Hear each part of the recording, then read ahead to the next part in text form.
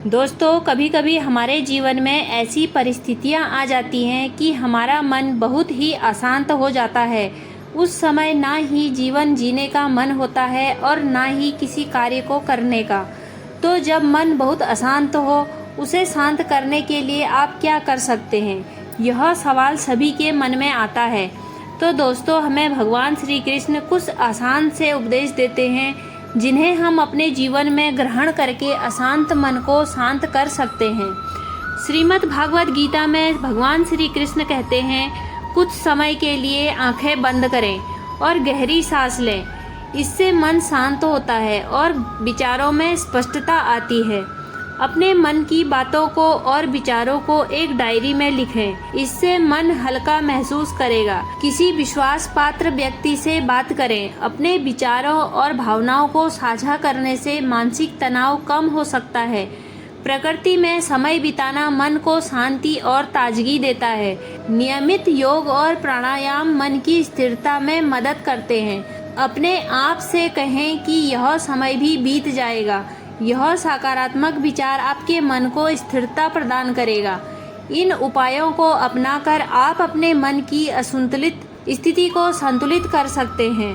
अशांत मन को शांत करना एक बहुत ही महत्वपूर्ण कार्य है, खासकर जब हम आज के दौर में इतने व्यस्त और तनावपूर्ण जीवन जी रहे हैं। जब हमारा मन अशांत होता है तो यह न केवल हमारे मानसिक स्वास्थ्य को प्रभावित करता है, बल्कि हमारे शारीरिक स्वास्थ्य पर भी नकारात्मक प्रभाव डालता है।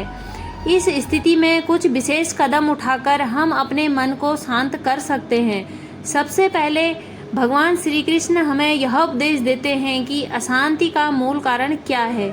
मन अशांत तब होता है जब हम अपने विचारों, भावनाओं और परिस्थितियों पर नियंत्रण खो देते हैं।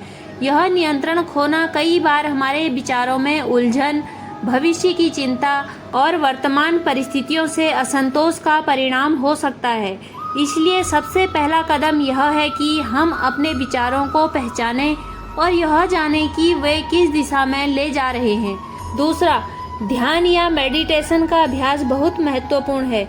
ध्यान करने से मन को शांति मिलती है और यह हमें अपने भीतर की शांति का अनुभव करने में मदद करता है। जब हम ध्यान करते हैं तो हमारा मन वर्तमान क्षण में रहता है और हमें अपने विचारों से मुक्त होने का अनुभव होता है। हर रोज कुछ समय ध्यान में बिताने से मन की अशांति धीरे धीरे समाप्त होने लगती है। तीसरा, सकारात्मक सोच और सकारात्मक ऊर्जा का संचार भी बहुत जरूरी है।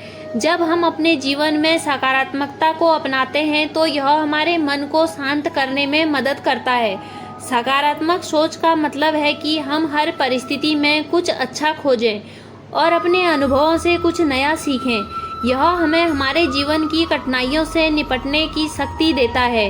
अपनी दिनचर्या में कुछ बदलाव करना भी लाभदायक हो सकता है। नियमित रूप से व्यायाम करना, स्वस्थ आहार लेना और पर्याप्त नींद लेना हमारे मानसिक और शारीरिक स्वास्थ्य को सुधारने में मदद करता है। जब हमारा शरीर स्वस्थ होता है तो हमारा मन भी शांत और स्थिर रहता है।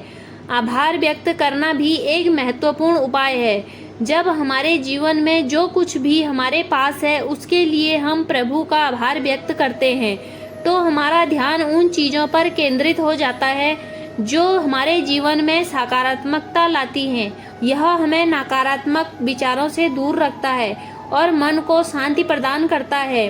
अंत में भगवान श्री कृष्ण सबसे महत्वपूर्ण बात यह कहते हैं कि हमें यह समझना होगा कि मन की शांति बाहरी परिस्थितियों से नहीं बल्कि हमारे भीतर से आती है। जब हम अपने भीतर की शक्ति और शांति को पहचानते हैं तो कोई भी बाहरी परिस्थिति हमें अशांत नहीं कर सकती। इसलिए हर रोज इन सिद्धांतों को अपने जीवन में अपनाकर हम अपने मन को शांत और स्थिर रख सकते हैं। जीवन में चाहे कैसी भी परिस्थितियां आए, अगर हमारा मन शांत और स्थिर रहेगा तो हम हर चुनौती का सामना कर सकते हैं। यह शांति और स्थिरता ही हमें हमारे लक्ष्य तक पहुंचाने में मदद करेगी और यही हमारे जीवन को सार्थक बना देगी। धन्यवाद।